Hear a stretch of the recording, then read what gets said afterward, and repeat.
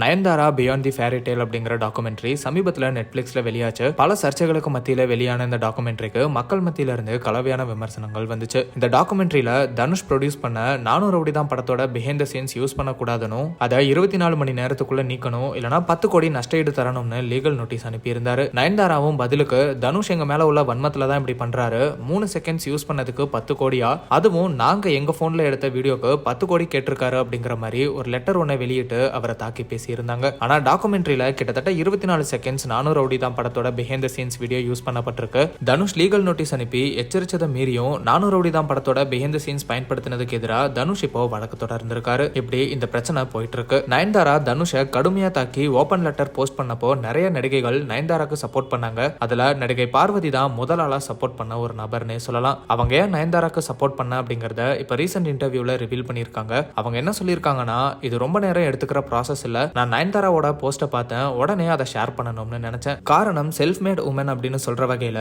ஒரே ஆளா தனியா சுயமா உருவாக்கின ஒரு கெரியர் லேடி சூப்பர் ஸ்டார்னு சொல்ற நயன்தாராக்கு இப்படி 3 பேஜ்ல ஒரு ஓபன் லெட்டர் எழுதக்கூடிய தேவை வருது. எனக்கு நயன்தாராவை தெரியும், நம்ம எல்லாருக்குமே தெரியும், அவங்க சும்மா இந்த இன்டர்வியூஸ் அதுக்கப்புறம் ஸ்டேட்மெண்ட்ஸ் எல்லாம் சொல்ல மாட்டாங்கன்னு. அந்த 3 பேஜ்ல அவங்க அனுபவிச்ச கஷ்டங்கள் என்ன அப்படிங்கறதையும் சட்டப்படி வர விஷயங்களை நான் பண்றேன் அப்படின்னு அவங்க சொல்லியிருக்காங்க. அதனாலதான் அதை ஓபன் லெட்டர்னு சொல்றாங்க. அதனால அவங்களுக்கு நான் சப்போர்ட் பண்ணணும்னு எனக்கு தோணுச்சு. காரணம் உண்மையா அவங்க அனுபவிச்ச பிரச்சனைகள், அதுக்காக தான் நான் அவங்கள சப்போர்ட் பண்றேன். ஆனா நான் ஃபர்ஸ்ட் சப்போர்ட் பண்றதுனால அவங்களுக்கு ஃபுல்லா சப்போர்ட் பண்றேன் அப்படிங்கறதும் இல்ல. யாரெல்லாம் அவங்களுக்கு சப்போர்ட் பண்றாங்களோ அவங்க எல்லாருமே பார்த்திருக்காங்க.